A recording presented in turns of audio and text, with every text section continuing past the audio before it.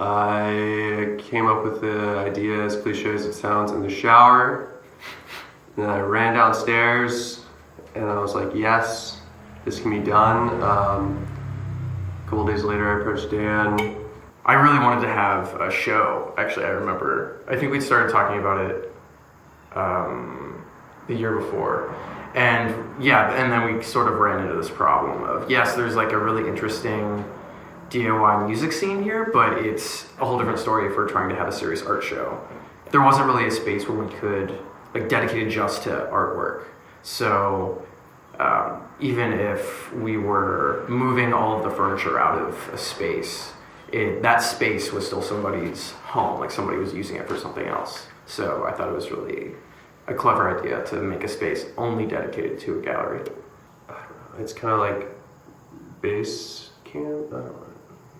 You want to elaborate on it? I mean, it made sense. Yeah. Because it is the address, and I think we just wanted to be very clear, like, where it is, and later we thought the idea of having like a series of stations, like he's saying, where, you know, if Steven moves to Pittsburgh or Philly or someplace and starts another station, we can have basically these series eventually of like station 116, station whatever, etc.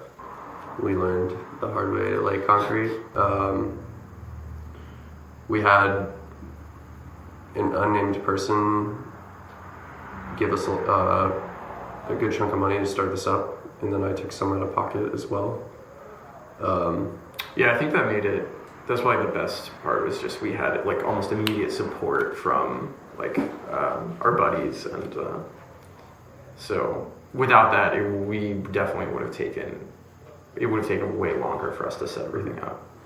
I was really surprised, especially in our first show, just how many people showed up. And every single person that we talked to was like, part of it was, I think they were surprised because they didn't really know it was happening. Mm-hmm. And we're just like, oh shit, this is a thing that's happening, and this is going to open up so many more possibilities.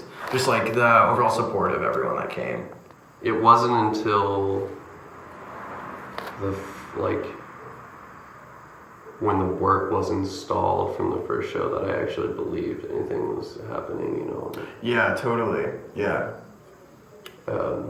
It all felt real once we like actually had the first show. Because, you know, yeah, we'd get in here at like 9 in the morning, and, you know, part of the garage would have a section of concrete that's like this much higher than the other section. We just walk in like, shit. Yeah, definitely detaching in some way from the institution. Of course, we are students.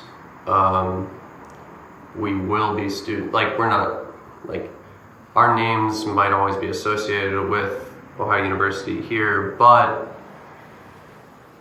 we're still making the attempt to detach ourselves from the institution. So, you know, there's a show at the Siegfried Gallery here in Siegfried Hall, and you go into it, almost always, you know, there's this bias attached to it, that there's this stigma of, okay, well, this is a student artist, right?